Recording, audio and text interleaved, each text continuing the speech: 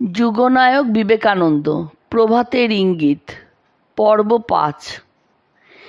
তাহার জীবনে তখন অনেক ইন্দ্রিয়াতীত অনুভূতিও ঘটিত। তিনি বলিয়াছিলেন, ছোটবেলা থেকেই সময়ে সময়ে কোনো ব্যক্তি, বস্তু বা স্থান দেখে মনে হতো ওসব আমি পূর্বে কোথাও দেখেছি, কিন্তু তা চেষ্টা করেও কিছুতে স্মরণে আনতে পারতাম না। কোনো স্থানে বন্ধুদের সঙ্গে হয়তো কোনো বিষয়ে আলোচনা করছি, তখন তাদের একজন হঠাৎ এমন একটা কথা বলেছে যা শুনেই আমার মনে হচ্ছে, তাই তো, এই ঘরে এই সব লোকের সঙ্গে যে আমি পূর্বেই আলোচনা করেছি এবং তখনও যে এই লোকটি এই কথাই বলেছিল, কিন্তু অনেক ভেবেচিন্তে এর কারণ স্থির করতে পারিনি। পরে যখন পুনর্জন্মবাদের সঙ্গে পরিচিত হলাম, তখন ভেবেছি বোধহয় এইসব ঘটনা আমার পূর্বের জন্মে ঘটেছে এবং তারই আংশিক স্মৃতি কখনো কখনো আমার মনে উদয় হয়। কিন্তু এর আরও পরে বুঝেছি এইসব ব্যাপারের ওইরূপ মীমাংসা যুক্তিযুক্ত নয়। এখন মনে হয় এই জন্মে আমার যে সকল লোক বা বিষয়ের সঙ্গে পরিচিত হতে হবে তা জন্মাবার পূর্বে চিত্র পরম্পরায় আমি কোনোরূপে দেখতে পেয়েছিলাম এবং জন্মাবার পরে তারই স্মৃতি সময়ে সময়ে আমার মনে উদয় হয়ে থাকে। পরবর্তী ঘটনা তাহার আধ্যাত্মিক উপলব্ধির পরিচায়ক। নরেন্দ্রের পিতা কার্য উপলক্ষে উত্তর ও মধ্য ভারতের অনেক স্থানেই যাইতেন। নরেন্দ্র বয়স যখন 14 বৎসর, তখন তিনি মেট্রোপলিটন বিদ্যালয়ে 3য় শ্রেণীতে পড়েন। তখন বিশ্বনাথবাবু মধ্যপ্রদেশের রায়পুরে ছিলেন। কয়েক মাস সেখানে থাকার পর তিনি পরিবারবর্গকে নিজ সকাশে আনাইয়াছিলেন। তখন এলাহাবাদ ও জব্বলপুর হইয়া নাগপুর পর্যন্ত ট্রেন চলাচল করিত। গোসকট ব্যতীত নাগপুর হইতে রায়পুর পর্যন্ত দীর্ঘ পথ ভ্রমণের আর কোনো উপায় ছিল না এবং পথ অতিক্রম করিতে এক পক্ষেরও অধিক সময় লাগিত। তবে রাস্তার শোভা ছিল অতি মনোরম। উভয় পার্শ্বেই সবুজ ঘন বনরাজি, পত্রপুষ্পে সুশোভিত, ইতস্তত বনবিহঙ্গের কাকলি ও ঝিল্লিরব। কোথাও বা বন্যজন্তু একাকী বা দলবদ্ধ হইয়া নিঃশঙ্ক বিচরণ করিতেছে, আর মাঝে মাঝে গগনস্পর্শী পর্বতচূড়া বা কলকল নিনাদে প্রবাহিতা পর্বত নির্ঝরিণী। অরণ্যভূমির শোভা দর্শন করিতে করিতে নরেন্দ্রনাথ শকটারোহণে ধীর মন্থর গতিতে চলিয়াছেন।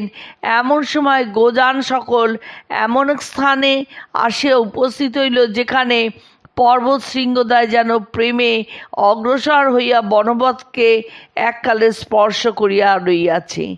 প্রকৃতির শোভায় মুগ্ধ নরেন্দ্রনাথ পর্বতের দিকে চোখ রাখিয়া চলিলেন।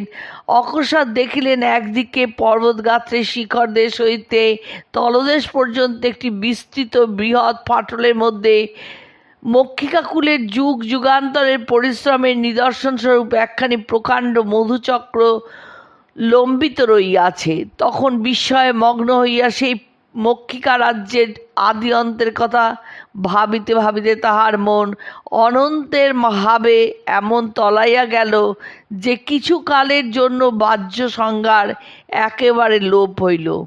তিনি কতকাল যে ওইভাবে পড়িয়াছিলেন বুঝিতে পারেন নাই। যখন জ্ঞান হইল, দেখিলেন বহুদূর চলিয়া আসিয়াছেন। গোজারে তিনি একাই ছিলেন। অতএব এক কথা আর কেউ জানিতে পারে নাই। লীলা প্রসঙ্গকার লিখিয়াছেন, প্রবল কল্পনা সহায়ে ধ্যানের রাজ্যে আরূঢ় হইয়া এককালে তন্ময় হইয়া যাওয়া নরেন্দ্রনাথের জীবনে ইহাই বোধ হয় প্রথম। রায়পুরে উপযুক্ত বিদ্যালয় ছিল না, সুতরাং নরেন্দ্রনাথ পিতার নিকট শিক্ষা লাভ করিতেন। এই শিক্ষা শুধু পুঁথিগত ছিল না, পুত্রের বুদ্ধি স্ফুরণের জন্য পিতা বিবিধ বিষয়ে আলোচনা করিতেন, এমনকি পুত্রের সহিত তর্ক জুড়িয়া দিতেন এবং ক্ষেত্র বিশেষে হার মানিত পশ্চাৎপদ হইতেন না। অধিকন্তু তখন বিশ্বনাথবাবুর বাসায় অনেক বিদ্বান ও বুদ্ধিমানের সমাগম হইত এবং বিবিধ সাংস্কৃতিক বিষয়ে আলোচনা চলিত। নরেন্দ্রনাথ নিবিষ্ট মনে তাহা শুনিতেন ও সুযোগ বুঝিয়া স্থল বিশেষে আপন মন্তব্য প্রকাশ করিতেন। তাহার বুদ্ধিমত্তা ও জ্ঞানের বিস্তার দর্শনে বয়স্করা চমৎকৃত হইতেন। অতএব কেহই তাহাকে বালক জ্ঞানে অবহেলা করিতেন না।